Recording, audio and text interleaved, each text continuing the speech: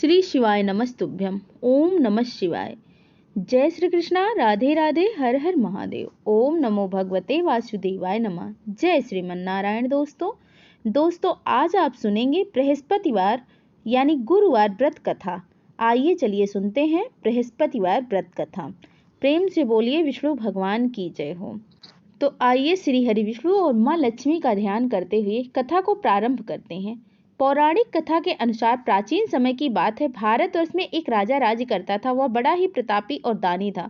वह नित्य प्रति मंदिर में भगवान दर्शन करने जाया करता था और ब्राह्मण और गुरु की सेवा किया करता था। उसके द्वार से कोई भी याचक निराश होकर नहीं लौटता था। वह प्रत्येक गुरुवार को व्रत करता और पूजन करता। हर दिन गरीबों की सहायता किया करता था।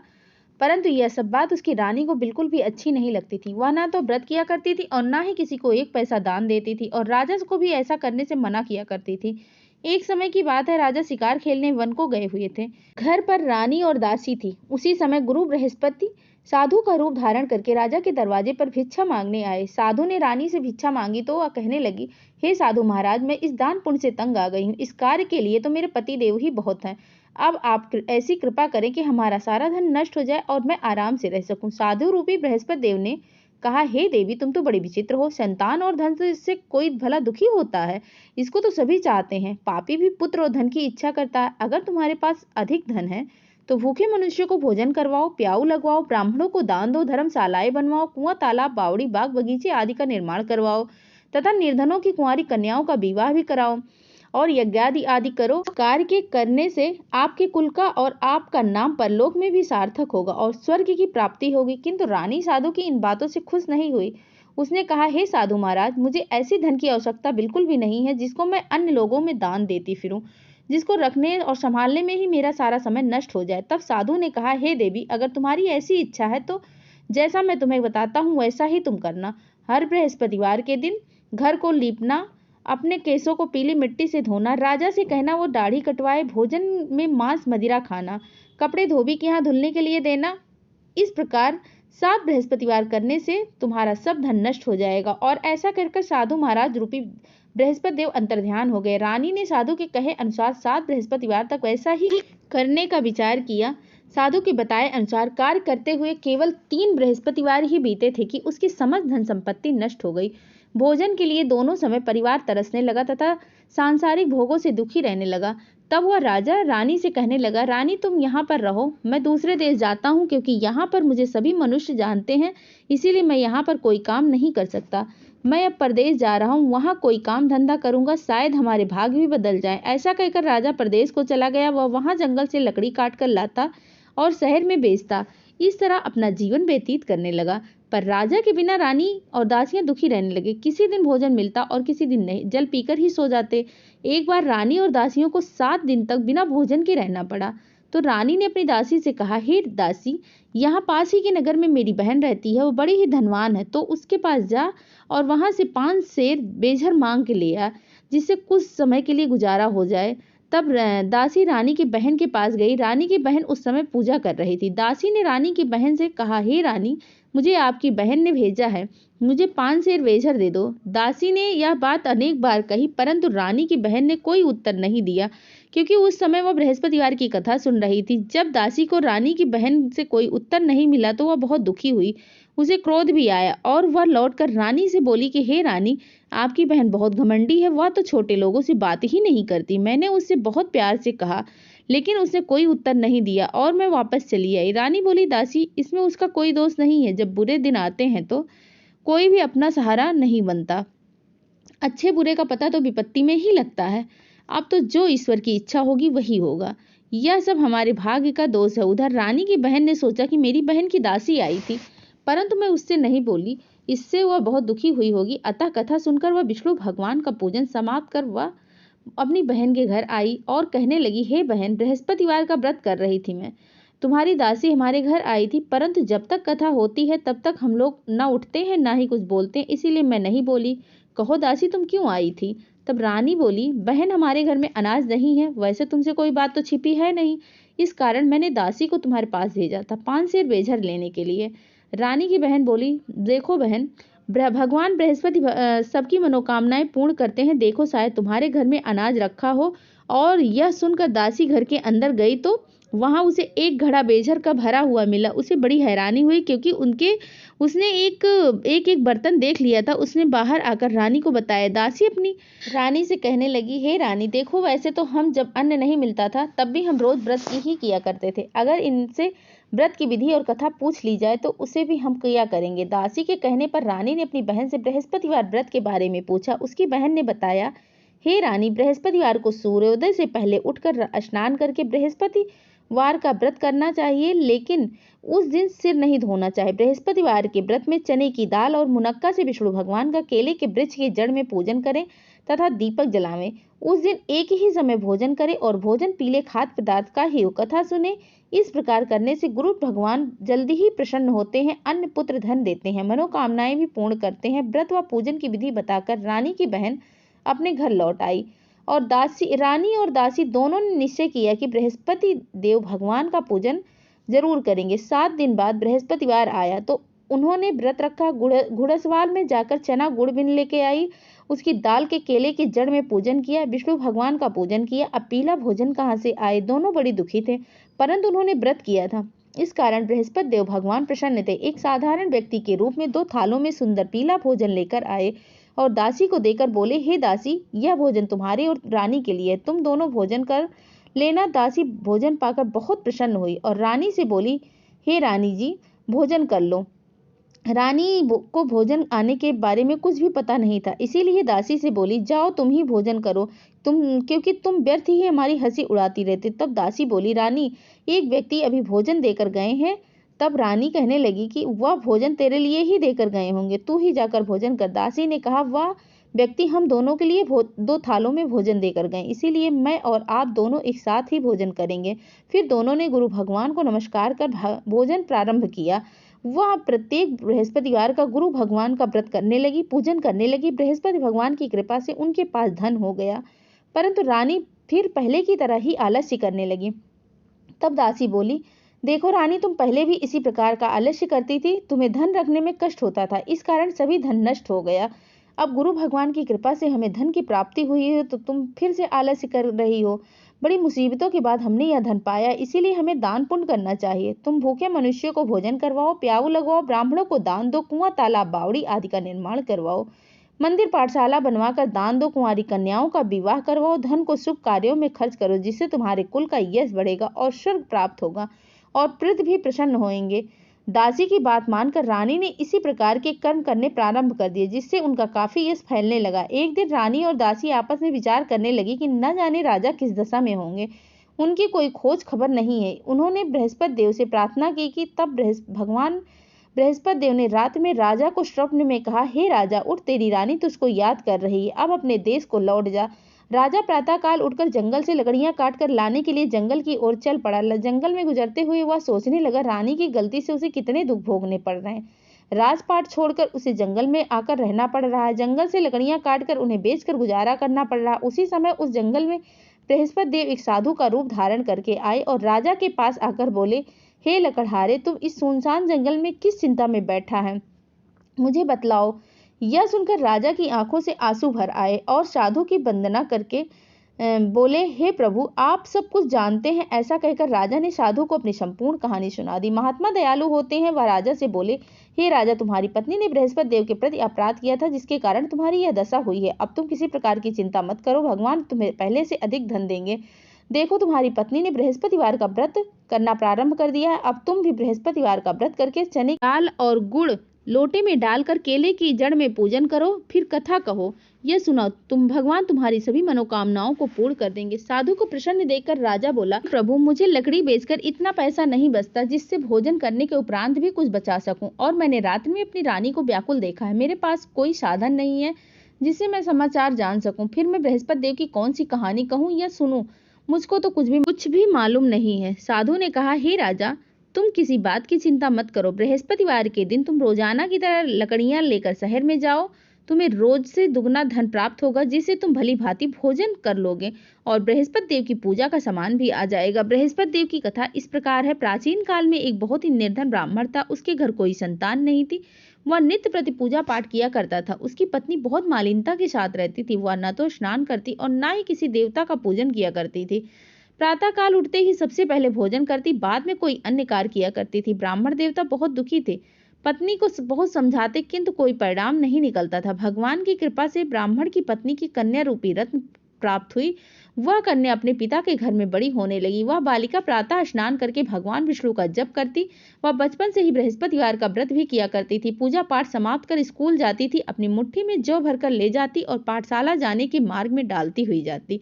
जो जब सोने के हो जाते थे तो लौटते समय उसको बीन कर ले आती। एक दिन वह बालिका सोने के जौ को फटक रही थी। तभी उसकी माँ ने देख लिया और कहने लगी, हे बेटी, सोने के जौ को फटकने के लिए सोने का सूप होना चाहिए। दूसरे दिन गुरुवार था। उस कन्या ने व्रत किया था और बृहस्पति देव से प्रार्थना करके कहा, हे प्रभु, यदि मैंने सच्चे मन से आपकी पूजा की हो तो मुझे सोने का सूप दे दो। बृहस्पति देव ने उसकी प्रार्थना स्वीकार कर ली। रोजाना की तरह वह कन्या जौ फैलाती हुई पाठशाला में जाने लगी। पाठशाला से लौटकर जब वह जौ बीन रही थी तो बृहस्पति देव की कृपा से उसे सोने का सूप मिला। वह उसे घर लेकर आई, उसमें जौ साफ करने लगी, परंतु उसकी माँ का वही ढंग रहा। एक दिन की बात है, वह कन्या सोने के सूप में जौ साफ कर रही थी। उस समय उस नगर का राजकुमार वहां से होकर निकला। इस कन्या के रूप और सोने के सूप में जौ साफ करते हुए देखकर इस कन्या पर मोहित हो गया। राजमहल आकर वह भोजन और जल त्याग कर उदास होकर लेट गया।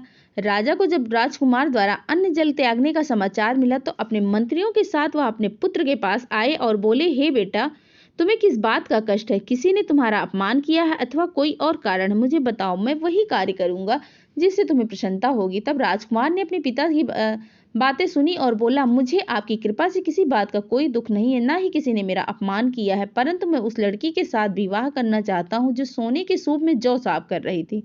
और यह सुनकर राजा बड़े आश्चर्य में पड़ गया और बोला, हे बेटा, इस तरह की कन्या का पता तो तुम ही लगाओ, मैं उसके साथ तुम्हारा विवाह अवश्य ही करवा दूंगा।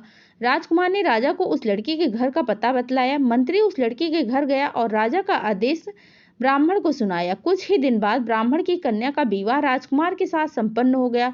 कन्या के घर जाते ही उस ब्राह्मण देवता के घर में पहले की तरह गरीबी का वास हो गया। अब भोजन के लिए भी अन्न बड़ी मुश्किल से मिलता था। एक दिन दुखी होकर ब्राह्मण अपनी पुत्री से मिलने गया। बेटी ने पिता की दुखी अवस्था को देखकर अपनी माँ का समाचार पूछा। ब्राह्मण देवता ने सभी हाल कह सुनाए। तब कन्या ने बहुत सारा धन देकर अपने पिता को विदा कर दिया। इस तरह ब्राह्मण का कुछ समय तो बहुत अच्छे से बीत गया, लेकिन कुछ दिन बाद फिर वही हालात हो गए। ब्राह्मण फिर अपनी कन्या के यहाँ आया और सभी हाल कह सुनाया। पुत्री कहने लगी कि पिताजी, आप माताजी को यहाँ ले आए, मैं उन्हें यह विधि बता दूंगी जिससे आपकी गरीबी दूर हो जाएगी। अब ब्राह्मण देवता अपनी पत्नी को साथ लेकर अपनी पुत्री के पास राजमहल में पहुंचे तो पुत्री अपनी माँ को समझाने लगी, माँ, तुम प्रातः काल उठकर प्रथम स्नान आदि करके विष्णु भगवान का पूजन करो तो सब दरिद्रता दूर हो जाएगी। परंतु उसकी माँ ने उसकी एक भी बात नहीं मानी। वह प्रातः काल उठकर अपनी पुत्री के बच्चों का जूठन खाने लगी। एक दिन उसकी पुत्री को बहुत गुस्सा आया। उसने एक रात को सारा सामान कोठरी से निकाल दिया और उसमें अपनी माँ को बंद कर दिया। प्रातः उसमें से निकाला और स्नानादि करवा के पूजा पाठ करवाए तो उसकी माँ की बुद्धि ठीक होने लगी। इसके बाद वह नियम से पूजा पाठ करती और प्रत्येक बृहस्पतिवार को व्रत करने लगी। इस व्रत के पुण्य प्रभाव से उसकी माँ भी बहुत धनवान हो गई और बृहस्पति देवता के प्रभाव से स्वर्ग को गई। वह ब्राह्मण भी सुखपूर्वक इस लोक को सुख भोग कर स्वर्ग को प्राप्त हुआ। इसी तरह कहानी कहकर साधु महाराज वहां से अंतर्ध्यान हो गए। धीरे धीरे समय बीतने पर फिर बृहस्पतिवार का दिन आया। राजा जंगल से लकड़ी काटकर किसी शहर में बेचने गए। उस दिन और दिन से अधिक धन उनको प्राप्त हुआ। चना गुड़ आदि लाकर बृहस्पतिवार का व्रत किया। उस दिन से उसके घर सभी कलेश दूर हुए। परंतु जब अगला गुरुवार का दिन आया तो वह बृहस्पतिवार का व्रत करना भूल गया। इस कारण बृहस्पति भगवान नाराज हो गए। उस दिन उस नगर के राजा ने विशाल यज्ञ का आयोजन किया था तथा अपने समस्त राज्य में घोषणा करवा दी थी कि कोई भी मनुष्य अपने घर में भोजन न बनावे और न ही कोई आग जलावे। समेत जनता मेरे घर भोजन करने आएगी। इस आज्ञा को जो नहीं मानेगा उसको फांसी की सजा दी जाएगी। राजा की आज्ञा अनुसार राज्य के सभी निवासी राजा को भोज पर सम्मिलित हुए, लेकिन लकड़हारा कुछ देर से पहुंचा, इसीलिए राजा उसको अपने साथ महल में लेके गए। जब राजा लकड़हारे को भोजन करा रहे थे तो रानी की दृष्टि उस खूंटी पर पड़ी जिस पर उनका हार लटका हुआ था। उसे हार खूंटी पर लटका नहीं दिखाई दिया। रानी को निश्चय ही हो गया कि मेरा हार उस लकड़हारे ने चुरा लिया है। उसी समय सैनिक बुलवाकर उसको कैद खाने में डलवा दिया और जब लकड़हारा कारागार में पड़ गया तो बहुत दुखी होकर विचार करने लगा, न जाने कौन से पूर्व जन्म के कर्म मुझे यह दुख भोगना पड़ रहा है। और उसी साधु को याद करने लगा जो जंगल में मिले थे। तत्काल बृहस्पति देव साधु के रूप में प्रकट हो गए और उसकी दशा को देखकर कहने लगे, अरे मूर्ख, तूने बृहस्पति देवता की कथा नहीं कही है, इस कारण तुझे दुख प्राप्त हुआ है। अब तू चिंता मत कर, बृहस्पतिवार के दिन कारागार के दरवाजे पर 4 पैसे पड़े मिलेंगे, जिससे तू बृहस्पति देव की पूजा करना तो तेरे सभी कष्ट दूर हो जाएंगे। अगले बृहस्पतिवार को उसे कारागार के द्वार पर 4 पैसे पड़े मिले। राजा ने पूजा का सामान मंगवाकर कथा कही और प्रसाद बांटा। उसी रात्रि को बृहस्पति देव ने उस नगर के राजा को स्वप्न में कहा, हे राजा, तूने जिस आदमी को कारागार में बंद कर दिया है वह निर्दोष है, वह राजा है, उसे छोड़ दो। रानी का हार उसी खूंटी पर लटका हुआ है, अगर तू ऐसा नहीं करेगा तो मैं तेरे राज्य को नष्ट कर दूंगा। राजा प्रातःकाल उठा और खूंटी पर हार लटका हुआ देखकर लकड़हारे को बुलाकर क्षमा याचना करने लगा तथा राजा के योग्य सुंदर वस्त्र आभूषण भेंट कर उन्हें विदा किया। गुरु की आज्ञा अनुसार राजा अब अपने नगर को चल दिया। राजा जब नगर के निकट पहुंचा तो उसे बड़ा ही आश्चर्य हुआ। नगर में पहले से भी अधिक बाग बगीचे, तालाब, कुएं, धर्मशालाएं, मंदिर आदि बने हुए थे। राजा ने पूछा कि यह सब किसका बाग है और धर्मशाला है। तब नगर के सब लोग कहने लगे, यह सब रानी और दासी द्वारा बनवाए गए हैं। राजा को आश्चर्य हुआ और गुस्सा भी आया। जब रानी ने यह खबर सुनी कि राजा आ रहे हैं तो उसने अपनी दासी से कहा कि हे दासी, देख राजा हमको कितनी बुरी हालत में छोड़कर गए थे, कहीं वो हमारी ऐसी हालत देखकर कहीं लौट न जाए, इसीलिए तू दरवाजे पर जाकर खड़ी रह। रानी की आज्ञा अनुसार दासी दरवाजे पर जाकर खड़ी हो गई। राजा आए तो उन्हें अपने साथ महल लिवा लाई। तब राजा ने क्रोध करके अपनी तलवार निकाली और पूछने लगा, बताओ यह सब धन कैसे प्राप्त हुआ। तब रानी ने बताया, यह सब धन बृहस्पति देव की कृपा से प्राप्त हुआ है। राजा ने तब निश्चय किया कि 7 रोज बाद जो सभी बृहस्पति देव के पूजन किया करते हैं, परंतु मैं रोजाना दिन में 3 बार कथा कहा करूंगा तथा रोज व्रत किया करूंगा। अब हर समय राजा के दुपट्टे में चने की दाल बंधी रहती थी तथा दिन में 3 बार कहानी कहता। एक दिन राजा ने विचार किया कि चलो अपनी बहन के यहाँ हो आवें। इस तरह का विचार निश्चय करके घोड़े पर सवार होकर अपनी बहन के यहाँ चल पड़ा। रास्ते में उसने देखा कि कुछ आदमी एक मुर्दे को लिए जा रहे थे। उन्हें रोककर राजा कहने लगा कि अरे भाइयों, मेरी बृहस्पतिवार की कथा सुन लो। वह बोले, लो, हमारा आदमी मर गया है और इसको अपनी कथा की पड़ी हुई है। परंतु कुछ आदमी बोले, अच्छा कहो, हम तुम्हारी कथा भी सुनेंगे। राजा ने दाल निकाली और कथा कहानी शुरू कर दिया। जब कथा आदि हुई तो मुर्दा हिलने लगा और जब कथा समाप्त हो गई तो राम राम करके मनुष्य खड़ा हो गया। तब राजा आगे बढ़ा। चलते चलते शाम हो गई। आगे मार्ग में उससे किसान खेत में हल चलाता मिला। राजा ने उससे बोला कि भैया तुम मेरे बृहस्पतिवार की कथा सुन लो। किसान बोला कि जब तक मैं तेरी कथा सुनूंगा तब तक तो मैं 4 हरैया जोत लूंगा, जा अपनी कथा किसी और को सुनाना। राजा आगे चलने लगा। राजा के हटते ही बैल पछाड़ खाड़ कर गिर गए। किसान के पेट में दर्द होने लगा। तभी उसी समय उसकी माँ रोटी लेकर आई। उसने जब यह देखा तो पुत्र के सब हाल पूछा। बेटे ने सभी हाल बताया तो बुढ़िया दौड़ी दौड़ी उस घुड़सवाल के पास गई और उसने बोली कि भैया मैं तेरी कथा जरूर सुनूंगी, तू चल के हमारी कथा, अपनी कथा चल के मेरी खेत पर सुनाना। राजा ने लौटकर बुढ़िया के खेत पर जाकर कथा कही। कथा सुनते ही बैल उठकर खड़े हो गए और किसान के पेट का दर्द भी गायब हो गया। अब राजा अपनी बहन के घर पहुंचा। बहन ने अपने भाई की खूब मेहमानी की। दूसरे दिन प्रातःकाल राजा जब जगा तो देखने लगा कि सब लोग भोजन कर रहे हैं। राजा ने अपनी बहन से पूछा कि हे बहन, कोई मनुष्य ऐसा भी है जिसने सुबह सुबह अभी भोजन न किया हो, बृहस्पतिवार की कथा मेरी सुन ले। तो बहन बोली, भैया यह देश ऐसा है, पहले यहाँ पे लोग भोजन करते हैं, बाद में कोई अन्य कार्य किया करते हैं, अगर पड़ोस में हो तो कोई मैं देख के आती हूँ। ऐसा कहकर राजा की बहन देखने को चली गई और उसे कोई भी ऐसा व्यक्ति नहीं मिला जिसने भोजन नहीं किया हो। फिर एक कुम्हार के घर पे गई जिसका लड़का बीमार था। उसे पता चला कि उसके यहाँ 3 दिन से किसी ने भोजन नहीं किया है। रानी ने अपने भाई को कथा सुनने के लिए कुम्हार से कहा तो वह तैयार हो गया। तब राजा ने जाकर बृहस्पतिवार की कथा कही, जिससे सुनकर उसका लड़का ठीक हो गया। अब तो राजा की प्रशंसा होने लगी। एक दिन राजा ने अपनी बहन से कहा, हे बहन, अब हम अपने घर को जाना चाहते हैं, तुम भी तैयार होकर चलो। राजा की बहन ने अपनी सास से कहा अपने भाई के साथ जाने के लिए तो आज्ञा मांगी। तो सास बोली, चली जा, परंतु लड़कों को मत लेके जाना क्योंकि तेरे भाई की कोई संतान नहीं है। बहन ने अपने भाई से कहा, भैया मैं तो चलूंगी, परंतु मेरे साथ कोई बालक नहीं जावेगा। राजा ने कहा, जब कोई बालक नहीं जावेगा तब तू ही चलकर क्या करेगी। फिर बड़े दुखी मन से राजा अपने नगर को लौट आया। राजा ने अपनी रानी से कहा, हम निसंतान हैं, इसीलिए हमारे घर आना कोई पसंद नहीं करता। हम निर्वंशी राजा हैं। ऐसा कहकर वह बिना भोजन आदि किए लेट गया। रानी बोली, हे प्रभु, बृहस्पति देव ने हमें सब कुछ दिया है, हमें संतान भी अवश्य देंगे। उसी रात बृहस्पति देव ने राजा को स्वप्न में कहा, हे राजा, उठ, सभी सोच त्याग दे, तेरी रानी गर्भ से है। राजा को यह जानकर बड़ी प्रसन्नता हुई। 9वें महीने रानी के गर्भ से एक सुंदर पुत्र पैदा हुआ। जब राजा की बहन ने यह सब समाचार सुना तो वह बहुत खुश हुई और बधाई लेकर अपने भाई के यहाँ आई। तभी रानी ने कहा, घोड़ा चढ़कर आई, गधा चढ़कर आई। राजा की बहन बोली, भाभी, अगर मैं इस प्रकार नहीं कहती तो तुम्हें संतान कैसे मिलती? बृहस्पति देव ऐसे ही हैं, जिसके मन में जो कामनाएं रहती हैं सभी को पूर्ण करते हैं, और जो सद्भावना पूर्वक बृहस्पति वार का व्रत करता है और कथा को पढ़ता है अथवा सुनता है, दूसरों को सुनाता है, बृहस्पति देव उसकी सभी मनोकामनाओं को पूर्ण करते हैं। बोलिए बृहस्पति देव भगवान की जय, विष्णु भगवान की जय। ओम नमो भगवते वासुदेवाय नमः। जय श्रीमन नारायण।